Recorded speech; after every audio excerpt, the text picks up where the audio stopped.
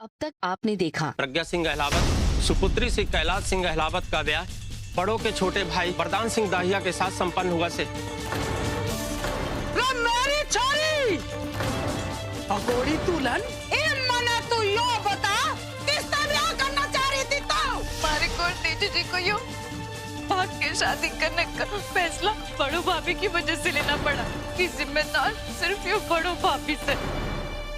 अब ये तू क्या कह रही है? तेरे कहने के मुताबिक जो कुछ किया इस कोमल ने किया है? हाँ, इन्होंने अपनी चालाकी से मारे और तेजी जी के ब्याह के सारे रास्ते बंद कर दिए। इन्होंने तेजी जी को डराया, उनको कहा कि वो हमारी जिंदगी से हमेशा के लिए दूर चले जाए। और वैसे भी बड़ो भाभी तो चाहती ही थी कि तेजी जी हमारे रास्ते से हट जाए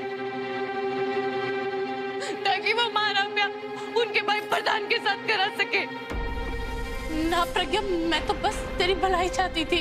हाँ, जानती हूँ मैं आपको कितनी फिक्र है हमारी भलाई की। चाचा जी, ये सारी साजिश सिर्फ बड़ो भाभी की ना से बल्कि उनके भाई प्रधान की भी है।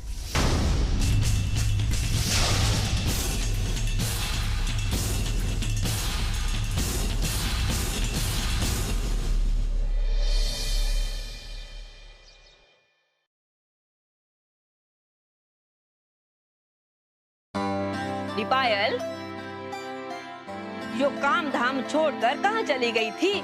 ओहो माती, आप बिना इन छोटी मोटी चीजों की टेंशन लेती रहती हो। अपने दिमाग के लालटेन में थोड़ा तेल डालो। अरे पायल, साफ साफ बोलना। अब देखो माची, प्रज्ञा ने तो अपने पैर पे जोर से कुल्हाड़ी मार ली, नुकसान कर लिया अपना। अब हम तो अपने बारे में सोचे। हमारा वरदान तो समझदार से बहुत जल्दी सीए बन जाएगा, उसने नौकरी मिल जाएगी, फिर दुनिया भर की लड़कियां ना उसके इर्द गिर्द चक्कर काटेंगी। हमारा वरदान तो बहुत समझदार से, काबिल से, वो जो भी छोरी चुनेगा ना बहुत समझदार होगी और अच्छी हो। छोड़ी आड़ी टेढ़ी हुई तो वो भीतर से कुछ और सामने से कुछ हुई तो? पहेलियां बुझाना बंद कर, साफ साफ बोल मने, तू क्या चाह रही से? हाँ, अब मैं आपने बताऊं कि मैं क्या बोलना चाहूँ। पुनिया जी की इकलौती छोरी, आज ही फोटो दिखाई है पंडित जी ने। पुनी है, समझदार है, संस्कारी है, घर के सारे काम जानने हैं, यो वरदान के लिए बिल्कुल फिट है। आज ही दिखाई है पंडित जी ने, तो मैंने सोचा मैं आपने जल्दी जल्दी दिखा दूं। माची देर ना करो, उसके घर जाओ और रिश्ता पक्का कर दो। पायल, इतनी जल्दी करने की जरूरत कैसे? इबी तो वरदान की नौकरी भी ना लागी से। नौकरी से ज्यादा जरूरी छोकरी होवे अम्मा जी। नौकरी तो मिल जाएगी, पर इसके माँ बाप ने कोई और छोड़ा ढूंढ लिया तो।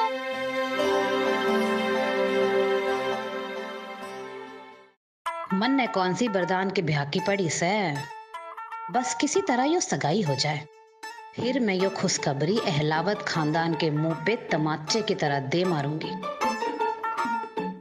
पायल, तू सही कह रही से, छोरी सोनी से मैं ना शाम को वरदान से बात करूंगी।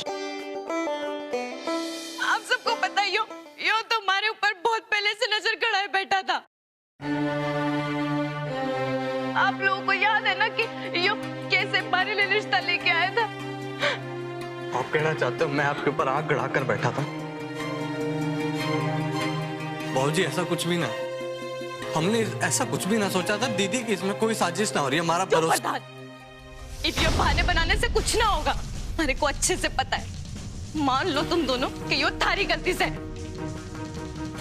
ना बाबूजी, इन बातों में कोई सच्चाई ना से, उल्टा मैं और लक्की जी तो प्रज्ञा की मदद करने जा रहे थे। हमें ऐसा लगा कि प्रज्ञा अपने तय हुए रिश्ते से खुश ना थी, इसीलिए मन ने लक्की जी को कहा कि प्रज्ञा से बात करें। अब लक्की जी को आने दो, वो आपको बता देंगे, आप उनसे पूछ लो। अच्छा, तो अब आपने अपनी चिकनी चुपड़ी बातों से लक्की भाई को भी फंसा दिया। अब और कितना गिरोगी बड़ो भाभी अपने झूठ को छुपाने के लिए? और इनके कारण मैं और तेजी जी एक साथ ना हो पाए, हमारा ब्याह भी ना हो पाया। इनके कारण हमारी शादी प्रधान से हो गई। इनके लिए इनका सबसे बड़ा जिसके लिए ये कुछ भी कर गुजरती सी। ना बाबूजी, सब कुछ ना से, मेरी बात पे यकीन करो, मैंने कोई साजिश ना रची से। आप लक्की जी को आने दो, आप उनसे पूछ लो एक बार। कोमल, अगर तूने कोई साजिश नहीं रची थी तो इतना सब कुछ हो गया, फिर भी तने मारे को खबर देना जरूरी ना समझा। अगर तुम बखत रहते मारे को फोन कर देती तो हम दौड़ के चले आते प्रज्ञा को बचाने के लिए। तूने प्रज्ञा की जिंदगी बर्बाद कर दी है और मैं तुझे कभी माफ नहीं करूंगा। ताऊ जी, मैंने बहुत कोशिश की थी फोन करने की, पर जालिम सिंह वहां था, प्रधान सिंह। वहां के हालात कुछ अलग थे ताऊ जी। मैंने प्रज्ञा के फोन से भी एक बार कोशिश की थी। प्रज्ञा बोलना। हाँ, फोन तो आपने लिया था, पर क्या पता कि फोन किया भी था कि ना। क्या पता कि फोन करने का सिर्फ ढोंग किया हो ना। बाबूजी, आप अपने फोन में देखो, मैंने किया था फोन आपको। बस ये भी किसी ना कुछ कहने की जरूरत ना है।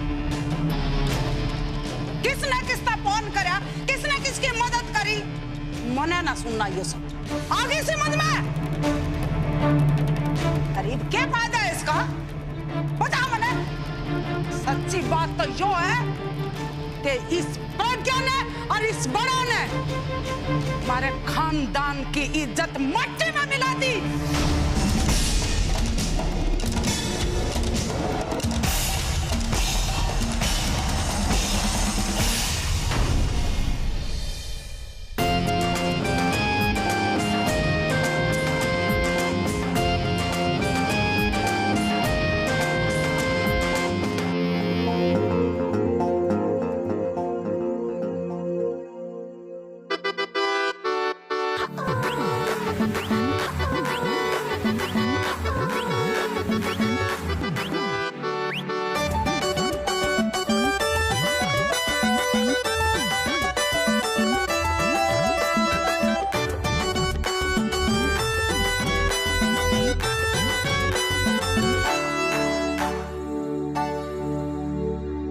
अरे भाई, कौन चाहिए?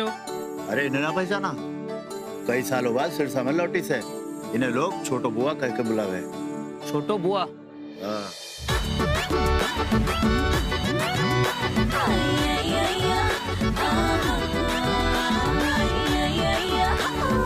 अरे हाँ, ये तो वही से। देखो तो जरा, कंधे पे बिठा के लावे से। अरे मारे को ये समझ में ना आ रहा है कि इतने सालों बाद यो इस गांव में। हाँ, कुछ न कुछ तो बात जरूर होवेगी।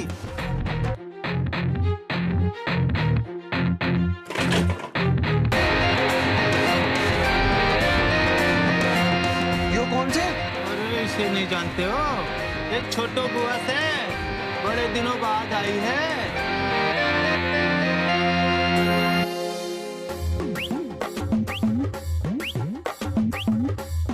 अरे वाह, आम।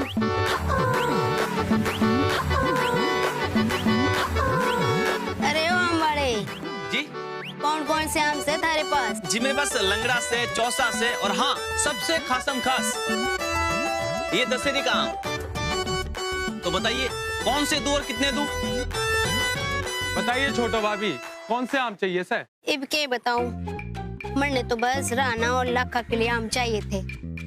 दोनों को घना शौक से आम का, पर मारी यो समझ में ना आ रही हो कि कौन सा आम लूं। छोटो भाभी, मैं तो कहता हूँ सारा का सारा ठेला लेके चलते हैं, उनको जो पसंद आएगा वो खा लेंगे।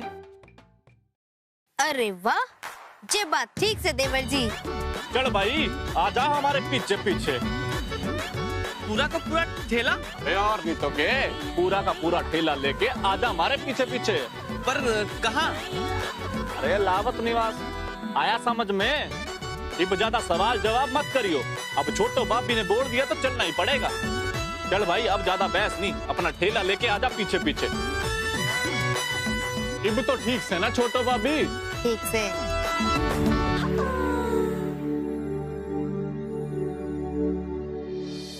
सत्यानाश कर दिया तन्ने तेजी। इससे पहले कि थारे साथ साथ मारे को भी इस घर से निकलने की नौबत आ जाए, थारे सामने हाथ जोड़ती हूँ, चुपचाप यहाँ से चला जा। दीदी लेकिन मेरी मैं थारे को गिन के 10 मिनट का टाइम देती सू। न बोरिया बिस्तर उठा, पीछे के दरवाजे से करती, इससे पहले कि थारे इस बिगड़े हुए होले को इन लोग और ना बिगाड़ते। चुपचाप यहाँ से चला जा। और हाँ, इस बार अगर राणा जी पलट के वापस आ गए ना, तो मैं चाह के भी कुछ ना कर पाऊंगी। क्या ना सोचा था थारे वास्ते, मैंने क्या किया? सब कुछ चौपट कर दिया। एक बात कान खोल के सुन ले, आज के बाद अपनी यो शक्ल इस घर में किसी को भी दिखाने की जरूरत ना करियो। और प्रज्ञा जी का ख्याल, वो तो उस दिमाग से कोसों दूर हटा दे, थारे लिए बहुत बेहतर होगा। और हाँ, इस गंदे नजर से इस घर को दोबारा देखियो भी ना। और हाँ, मारे को फोन करने की तो सोचियो भी नहीं। दीदी निकल जा यहां से।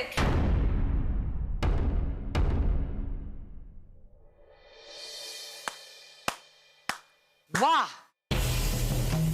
वाह, रणबीर सिंह अलावत, वाह देवर जी तने, और खास तौर से थारी यो बड़ी बहू ने, तुम दोनों ने मिलकर मेरा परिवार बर्बाद कर दिया।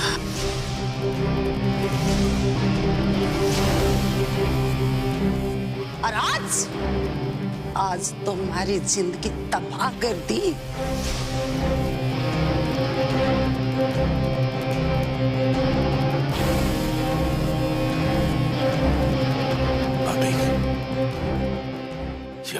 बस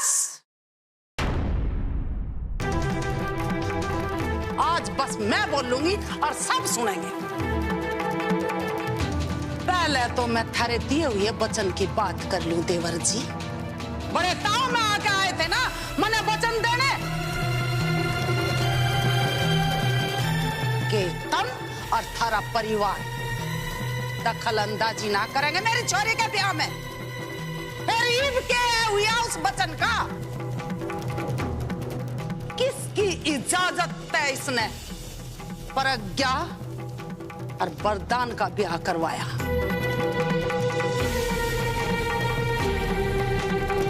है कोई जवाब?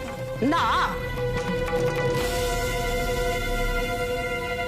ताई जी, लक्की जी को आने दो ना, उनको पूछ दीजिए। मैं और मेरा राणा और उसका बापू इस घर में इतनी भी सी ना चलती है थारे परिवार के सामने। आज मैं अपने मन पे कुछ अच्छा काम करने चली थी, तुमने वो भी नहीं कराने दिया देवर जी। इसका जिम्मेदार कौन है देवर जी? वचन टूट गया थारा, इसका जवाब कौन देगा? बताओ मने देवर जी। यो भी अपनी बड़ी बहुत बूझ लो, बुझो।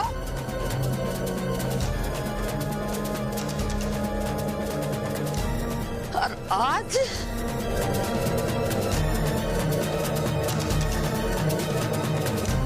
मेरी मर्जी के खिलाफ मेरी छोरी का ब्याह हो गया।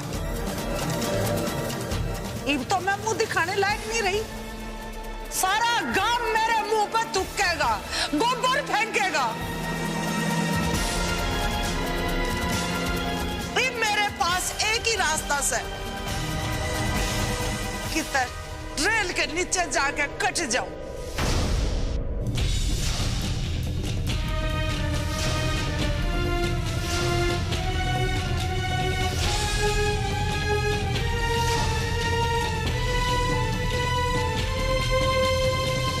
चूड़ी ले लो, चूड़ी अनेकों रंग बिरंगी चूड़ियां, लाल पीली हरी गुलाबी नीली अनेकों प्रकार की चूड़ियां ले आओ भाई, सस्ता माल, जल्दी आओ, जल्दी ले जाओ।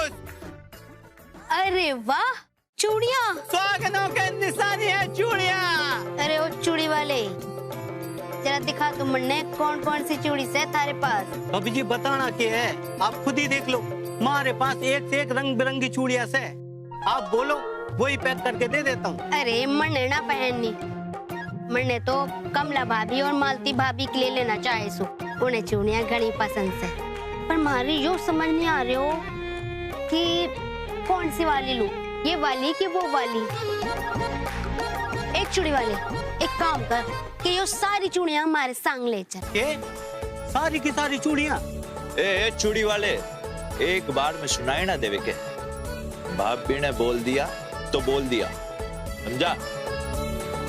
चुपचाप लग जाए सामाड़े के पीछे। आए मालती, इब कित जाके मरूं मैं, यो भी तू अपनी बड़ो बहुत बूझ ले।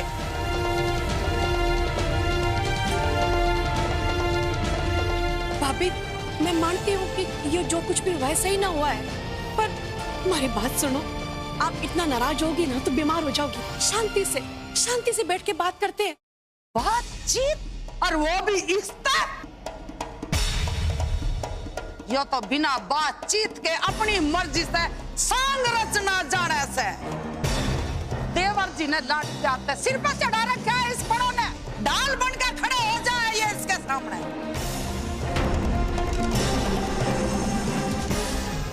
सही बोला था संग्राम सिंह ने, आज इस बड़ों ने अलावत खानदान को धूल चटा दी, धूल।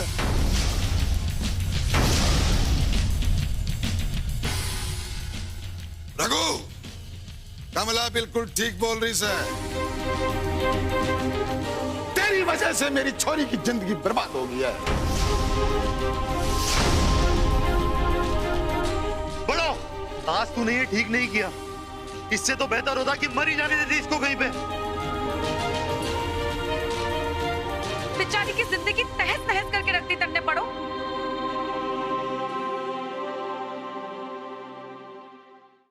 आए बड़ो, वैसे तो तू सारा दिन बिना बात के पक पक पक पक करती रहती है। आज इतनी बड़ी बात होगी और तेरे मुंह से एक शब्द न फूटा। थारे को पहले से ही प्रज्ञा और तेजी के बारे में भड़क थी ना, फिर क्यों मुंह में दही जमा रखी थी? क्यों न फूटा एक शब्द भी मुंह से? किसी को ना बताया पूरे घर में? एक बार आप लक्की जी से पूछ लीजिए ना। बस रहने दे बड़ो, तने मैं अच्छी ताई जानू हूँ।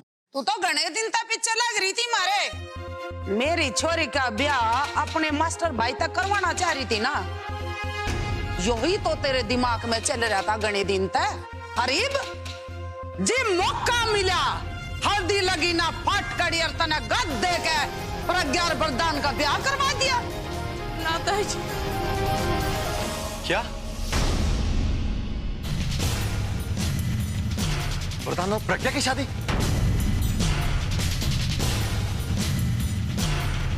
लकी जी आप आगे, आप इन्हें बताइए ना, इन्हें बताइए सच के। बताओ उनको कि प्रज्ञा अपने तय के रिश्ते से बिल्कुल खुश ना थी और वो किसी और को चाहती थी, पर मन ने पता नहीं था कि वो तेजी जी है। मेरी बात मानो, लकी जी ने बताइए ना कि मन ने कोई साजिश ना रची है। लकी जी, उन्हें लग रहा है कि मन ने अपने स्वार्थ के लिए प्रज्ञा का ब्याह वरदान से कराया। मैं तो प्रज्ञा की मदद करना चाह रही थी, मन ने मजबूरी में ये कदम उठाना पड़ा प्रज्ञा की जान बचाने के लिए। वाह बड़ो भाभी वाह, आपने तो लकी भाई की आंखों पे ऐसा पर्दा डाल दिया। आप जो बोलो भाई वही सच माने। आपकी सारी चालाकियां जाने हूं मैं। एक तरफ आपने तेजी जी को डराया, जिसकी वजह से हमको भागना पड़ा, और दूसरी तरफ ये आपने राणा भाई और लागा भाई दोनों को गुमराह करने की साजिश की है।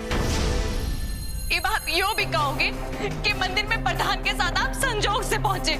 अरे इतना घड़ा भी कोई संजोग ना हुए, ये सब साजिश रची है आपने हमारे खानदान के खिलाफ। नहीं मन्नी, कोई साजिश ना रची से। लकी जी मैंने बताई ना, इन बातों में कोई सच्चाई ना से।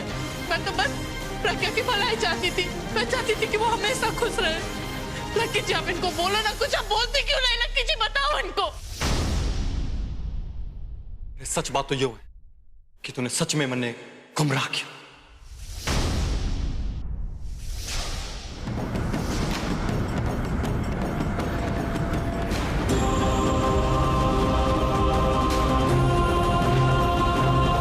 और हमारे पूरे परिवार का ना फायदा उठाया।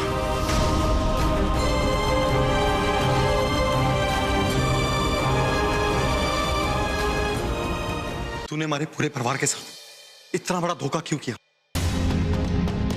अरे क्यों? हमारी एक इकलौती बहन से, जिसको बचपन से ना हमने बहुत लाड़ प्यार से बड़ा किया, तूने उसके साथ धोखा कर दिया।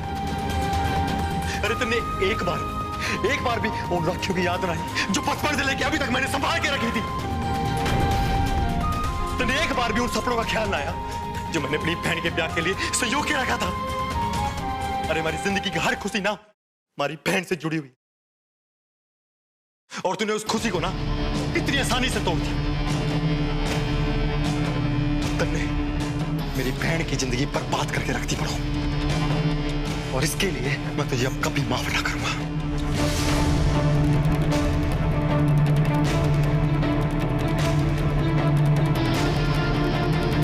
लाका, मैं समझता हूं बेटा आज थारे पे क्या गुजर रही होगी, पर बेटा कम से कम इतना तो पता लगाने की कोशिश की होती कि आखिर इतनी मुश्किल हालातों में और मजबूरी में आखिर कोमल ने ऐसा क्यों किया। वहां मंदिर में गांव वालों के बीच में अकेली खड़ी थी ये, पंचायत के सामने उनकी दलीलें सुन रही थी ये। इसने जो कुछ किया ना, प्रज्ञा को बहुत बड़े अनर्थ से बचा लिया है, और मैं जानू कि प्रज्ञा भी इस बात को अच्छी तरह जानती है। रघु, तू यह बात क्यों ना समझ रहा है कि पानी अब सर से ऊपर निकल गया? अरे क्यों इसकी तरफदारी करके इसको तू और बढ़ावा दे रहा है? मैं न किसी की तरफदारी कर रहा हूं और न ही किसी को बढ़ावा दे रहा हूं। जो बात सच है वो मैं सबके सामने कर रहा हूं। कोमल बिटिया चुपचाप खड़ी है, तो सबके सब यहां जितने मौजूद हैं उस पे उंगलियां उठाएंगे? ये तो गलत है ना भाई साहब। बस बाबूजी बस, आज तक आपने हमेशा इसकी तरफदारी करी और हमने आपको कुछ भी ना मैंने आज तक आपको रोका। आज मैं किसी की ना सुनूंगा। मैंने सोचा था कि मेरी बहन का ब्याह बहुत अच्छे से होगा, इसलिए पहली बार थारे संग मिलकर कुछ अच्छा करने की सोच। अरे मन ने क्या पता था कि तू तुम्हारी पीठ के पीछे छुरा खोप दे। अरे विश्वासघात किया तूने मेरे साथ बड़ो।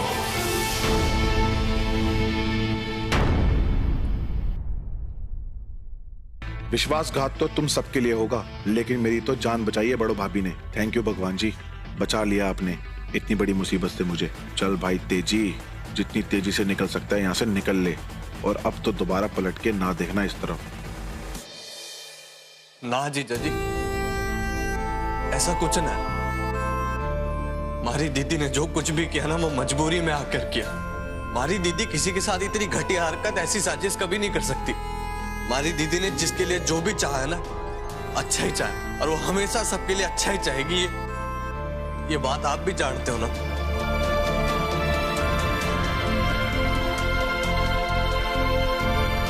देख बड़ो, तू अकेली ना सह। ऐसे समय में मैं तेरे साथ हूं और हमेशा रहूंगा। आपने मन में वचन दिया था लक्की जी कि आप हमेशा मेरा साथ दोगे। फिर अरे एक वचन तो मैंने अपनी बहन को भी दिया था कि उसका जिंदगी भर ख्याल रखूंगा और उसे जिंदगी का हर खुशी लाके दूंगा, और तूने तो वो भी तोड़ दिया। अब किस वचन को निभाने की बात कर रही है तू?